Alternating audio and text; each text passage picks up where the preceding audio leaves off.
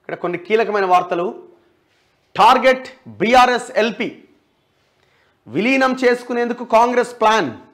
అంటే బీఆర్ఎస్ అనే పార్టీని, అసెంబ్లీలో బీఆర్ఎస్ ఎల్పీ మొత్తాన్ని కాంగ్రెస్లో విలీనం చేసుకునే ఆలోచన రేవంత్ రెడ్డి చేస్తున్నారట. గతంలో కేసీఆర్ కూడా ఏం చేసిండు, మొత్తం 12 మంది ఎమ్మెల్యేలని, కాంగ్రెస్ ఎమ్మెల్యేలను కొని కాంగ్రెస్ ఎల్పీని విలీనం చేసుకున్నాడు.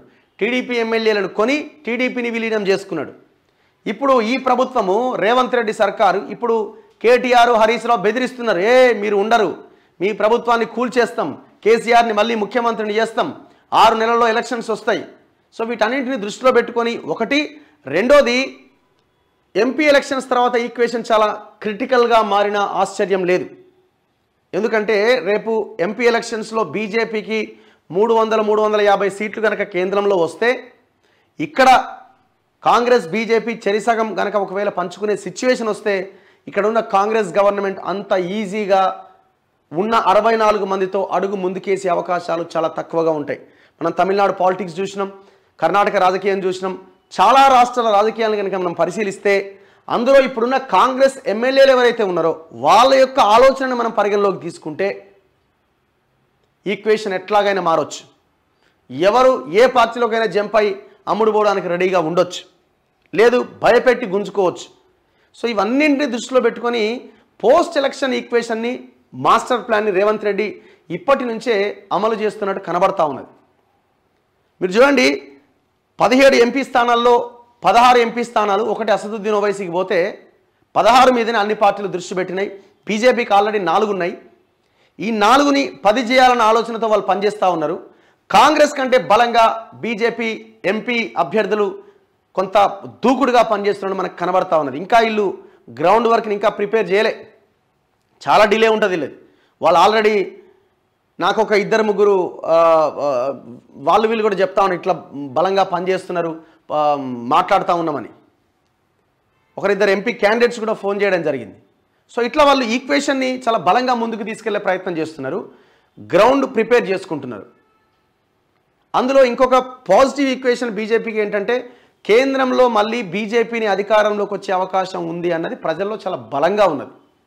ఇది మనం చాలామంది దీన్ని తీసుకోకపోవచ్చు, ఇంకోటి అనొచ్చు, కానీ ఈ ఈక్వేషన్ చాలా బలంగా ఉన్నది. ఇప్పుడు అయోధ్య రామ మందిరం ఇష్యూ చాలా పాజిటివ్గా వాళ్ళకి మారే అవకాశం ఉంది. అది పబ్లిక్ ఎమోషన్స్ని టచ్ చేసింది, అది మరింత బలోపేతం అవుతున్నది. దీన్ని కాంగ్రెస్ మరి పసిగట్టకుండా మేము బహిష్కరిస్తున్నాం, అది చేస్తున్నాం, ఇది చేస్తున్నాం అని అనవసరంగా ట్రాప్లో పడిపోయారు వీళ్ళు. సో ఏదేమైనా మొత్తానికి పోస్ట్ ఎలక్షన్ తర్వాత, అంటే ఎంపీ ఎలక్షన్స్ తర్వాత స్ట్రాటజీ అనేది చాలా కీలకం. సో ఆ విషయంలో రేవంత్ రెడ్డి అక్కడ ఉన్నాడు కాబట్టి నేను అనుకోవడం, సో మిగతా ఏ లీడర్ అయినా కూడా ఆ స్థాయి స్ట్రాటజీని అమలు చేయలేకపోయి ఉండొచ్చు. సో ఆయన ముందు నుంచే ప్లాన్ చేసుకుంటున్నాడు ఏం చేయాలి అన్న దాని విషయంలో. అందులో ఇప్పుడు ఆయన అనడానికి కూడా, ఇప్పుడు ఒకవేళ ఎమ్మెల్యేలను తీసుకున్నా టీఆర్ఎస్ పార్టీ మీరు ఎట్లా తీసుకుంటారు మా ఎమ్మెల్యేలను అనడానికి అవకాశం ఉందా? వాళ్ళే అంటున్నారు మేము కూల్చేస్తాం మీ ప్రభుత్వాన్ని అని. ఇక అన్న తర్వాత మరి మీరెందుకు కూల్చేస్తారు, మీ వాళ్ళనే మేము తీసుకుంటున్నాం, మా ప్రభుత్వాన్ని కూల్చే ప్రయత్నం జరుగుతున్నదని వీళ్ళు చెప్పుకోవడానికి అవకాశం ఉంటుంది. సో ఇట్లా విలీనం చేసుకునేందుకు కాంగ్రెస్ ప్లాన్ చేస్తున్నదట. సీఎంతో భేటీకి గులాబీ ఎమ్మెల్యేలు క్యూ కడుతున్నారట. కంట్రోల్ చేస్తున్న హస్తం నాయకులు. 26 మంది ఎమ్మెల్యేల మద్దతు వచ్చే వరకు వెయిటింగ్. ఆ తర్వాతే కారు లెజిస్లేటివ్ పార్టీ మెర్జ్. కేసీఆర్కు తగిన గుణపాఠం చెప్పేలా వ్యూహం. మొన్న ఉమ్మడి మెదక్ జిల్లా ఎమ్మెల్యేలు కలిశారు. గూడెం మైపాల్ రెడ్డి పటాన్చెరు, నర్సాపూర్ సునీత లక్ష్మారెడ్డి, కొత్త ప్రభాకర్ రెడ్డి దుబ్బాక, మాణిక్రావు జహీరాబాద్. మొన్న ఆయన ప్రకాష్ గౌడ్ కలిసిండు, రాజేంద్ర నగర్ ఎమ్మెల్యే. ఆల్రెడీ తెల్లం వెంకట్రావు ఖమ్మం జిల్లాకు చెందిన ఒక ఎమ్మెల్యే పొంగులేటి శ్రీనివాసరెడ్డిని ఆల్రెడీ వాళ్ళ దాంట్లోకి వెళ్ళిపోయినట్టు కనబడతా ఉన్నది. సో ఇట్లా చాలామంది ఎమ్మెల్యేలు రెడీగా ఉన్నారు రావడానికి. బీఆర్ఎస్ ఎల్పీని విలీనం చేసుకునేందుకు అధికార పార్టీ ప్లాన్ చేస్తున్నట్టుగా తెలుస్తున్నది. కాంగ్రెస్లో చేరేందుకు ఇప్పటికే పలువురు బీఆర్ఎస్ ఎమ్మెల్యేలు రెడీగా ఉన్నట్టు ప్రచారం జరుగుతున్నది. అందుకే సీఎంతో వరుసగా గులాబీ ఎమ్మెల్యేలు భేటీ అవుతున్నట్టుగా తెలుస్తున్నది. ఇక్కడే కాంగ్రెస్ వ్యూహాత్మకంగా అడుగులు వేస్తున్నది. అందరికీ ఒకేసారి అపాయింట్మెంట్ ఇవ్వకుండా వెయిటింగ్ చేయిస్తున్నది. విడతల వారీగా సీఎంను కలిసేలా ప్లాన్ చేసినట్టుగా తెలుస్తున్నది. ఇలా నెమ్మదిగా బీఆర్ఎస్ శాసనసభాపక్షం చీలికకు అవసరమైన 26 మంది ఎమ్మెల్యేల మద్దతు కూడగట్టుకునేందుకు ప్రణాళిక రచించినట్టు 7th పేజ్.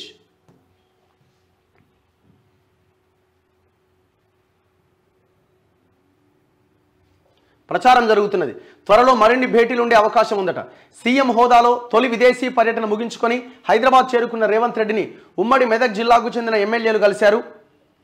తర్వాత మహేశ్వరం నియోజకవర్గ ఎమ్మెల్యే మహేశ్వరం ఎందుకైనా రాజేంద్ర నగర్ కాదు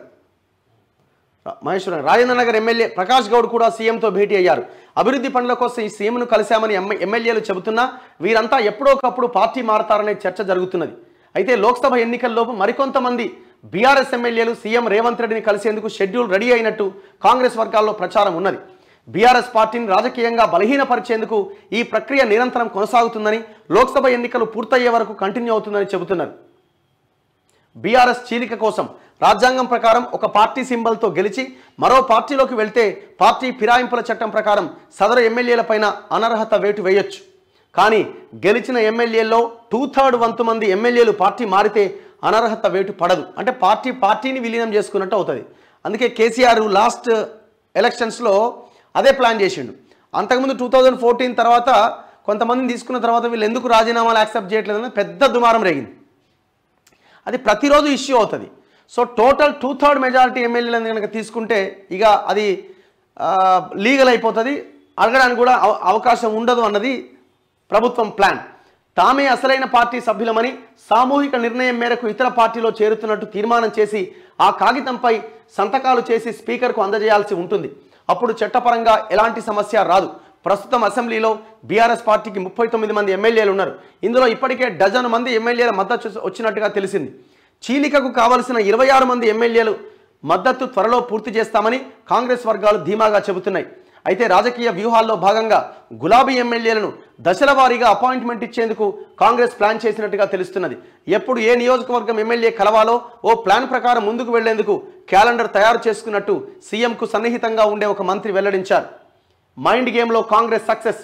ఒకప్పుడు మాజీ సీఎం కేసీఆర్ మైండ్ గేమ్ పాలిటిక్స్తో రాజకీయ పార్టీలను ఇబ్బందుల్లోకి నెట్టేవారు. దీంతో ముందు రోజు ఒక పార్టీలో ఉన్న లీడర్ తెల్లారేసరికి గులాబీ పార్టీ కండువా కప్పుకునేవారు. ఇప్పుడు సీఎం రేవంత్ రెడ్డి కూడా అదే తరహా మైండ్ గేమ్ ఆడుతున్నట్టు రాజకీయ వర్గాల్లో చర్చ జరుగుతున్నది. ఇప్పటికే 5 ఎమ్మెల్యేలు సీఎంను కలిశారు. భవిష్యత్తులో ఏ ఎమ్మెల్యే సీఎంను కలుస్తారో అనే టెన్షన్ బీఆర్ఎస్ పెద్దలకు పట్టుకున్నది. సీఎంను కలుస్తున్నట్టు ఎవరూ కూడా ముందుగా పార్టీ పెద్దలకు చెప్పట్లేదు. కలిసి వచ్చిన తర్వాత అభివృద్ధి పనుల కోసం కలిశామని వివరణ ఇస్తున్నారు. దీంతో సీఎంను కలిసి వచ్చిన బీఆర్ఎస్ ఎమ్మెల్యేలు చివరి వరకు పార్టీలో కొనసాగుతారా అనే అనుమానం ఆ పార్టీ లీడర్లను వెంటాడుతున్నది. ఇది రాబోయే రోజుల్లో బీఆర్ఎస్ పార్టీ కనుమరుగు కాబోతున్నది. మీరు ఎలక్షన్స్ తర్వాత మీరు చూడండి, ఇప్పుడు ఉన్న మెదక్ సీటు కూడా గెలిచే అవకాశం లేదు.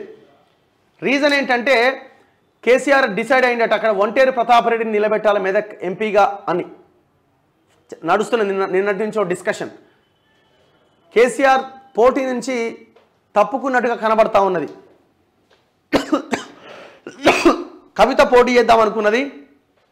కవితకి హరీష్ రావు బ్రేక్ వేస్తూ ఉన్నాడు. అందుకే కవితని ఆపడానికి 4 ఉమ్మడి మెదక్ ఎమ్మెల్యేలను రేవంత్ రెడ్డి దగ్గరికి పొమ్మని చెప్పింది కూడా హరీష్ రావే. కొంచెం వాటర్ ఇవ్వండి. ఇట్లా ఈక్వేషన్ చాలా వ్యూహాత్మకంగా పగడ్బందీగా నడుస్తూ ఉన్నది. ఏనాటికైనా బీఆర్ఎస్ అనే పార్టీ కనుమరుగు కాక తప్పదు. భవిష్యత్తు రాజకీయం కాంగ్రెస్ వర్సెస్ బీజేపీగా ఉండే అవకాశం ఉంది. ఇది మనం పెద్దగా చెప్పాల్సిన అక్కర్లే.